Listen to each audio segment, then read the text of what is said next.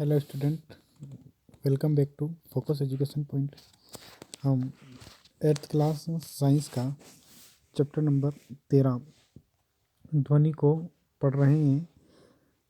और इस चैप्टर को हमने पिछली दो क्लासों में, पिछली एक क्लास जो हुई थी उसमें हमने कुछ हद तक इसको कर लिया था। मनुष्य द्वारा उत्पन्न ध्वनि किस प्रकार होती है ये पढ़ लिया था। आज हम ध्वनि संचरण के लिए माध्यम की आवश्यकता होती है। 13.3 ध्वनि संचरण के लिए किसकी आवश्यकता होती है? माध्यम की आवश्यकता होती है। इसको पढ़ेंगे।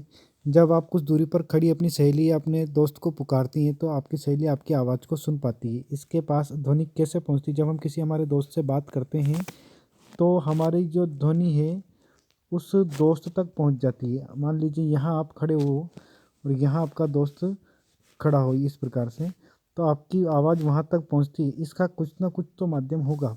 ये कैसे पहुँचती है इसको समझने के लिए हम एक्टिविटी 13.7 क्रियाकलाप 13.7 देखते हैं।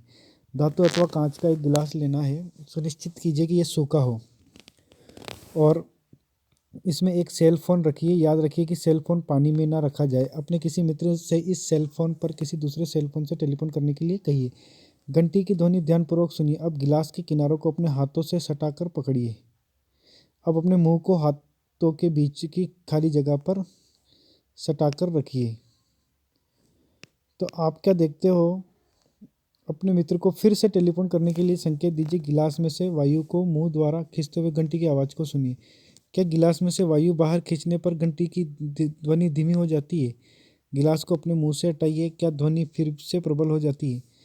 आप सोच सकते हैं कि ऐसा क्यों हुआ। क्या यह संभव है कि गिलास में वायु की मात्रा कम होने और घंटी की प्रबलता कम होने में कोई संबंध है?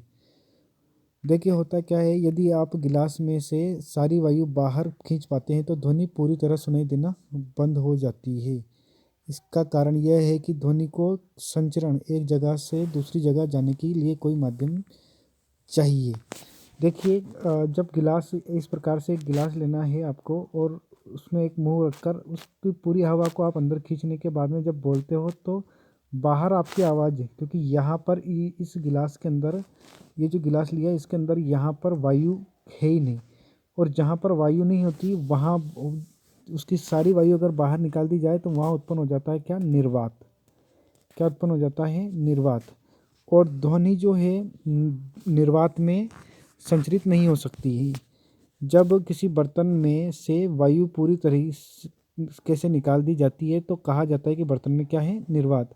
ध्वनि निर्वात में संचरित नहीं हो सकती भाई।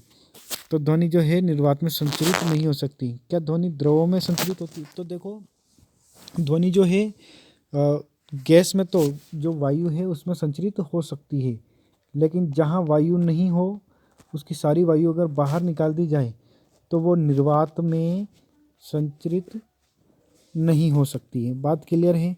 अब वायु की बात रही तो अब हम द्रव में देखते हैं कि द्रव में क्या संचरित हो पाती है। तो हम इसको आगे पढ़ते हैं। क्या ध्वनि द्रव में संचरित होती है? तो इसके लिए इसको समझने के लिए हम 13.8 एक एक्टिविटी करते हैं।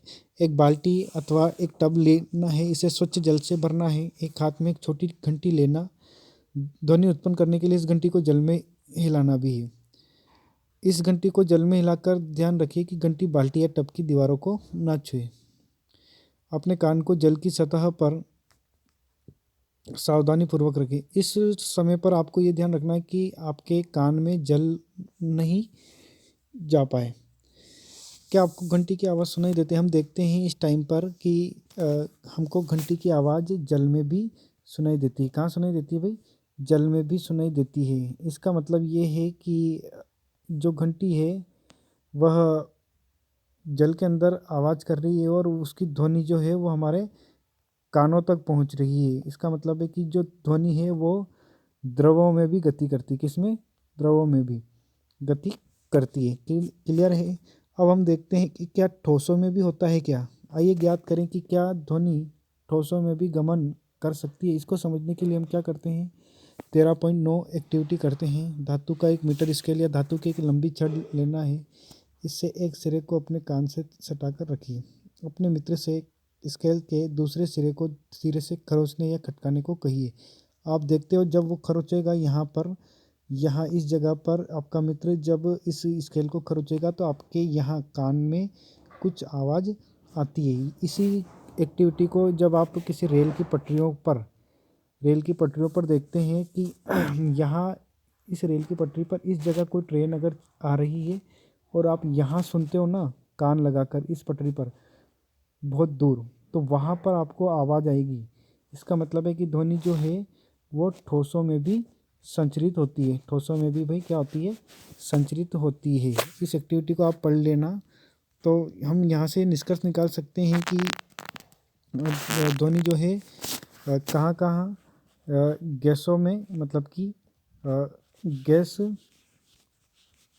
द्रव और ठोस पदार्थ की तीनों ही अवस्थाओं में ध्वनि गमन करती है। लेकिन ध्वनि कहाँ संचरित नहीं होती है, उसका जो है वो हैगा निर्वात। निर्वात में ये संचरित नहीं हो पाती है। तो आज अभी हमने देखा कि ध्वनि कहाँ कहाँ संचरित हो सकती है। अब हम आगे का जो टॉपिक है वो पढ़ेंगे कि ध्वनि जो है हम सुनते कैसे हैं, हम ध्वनि को अपने कानों से द्वारा कैसे सुनते हैं, इसको हम अगली क्लास में देखेंगे। तो मिलते हैं अपन अगली क्लास में। Thank you.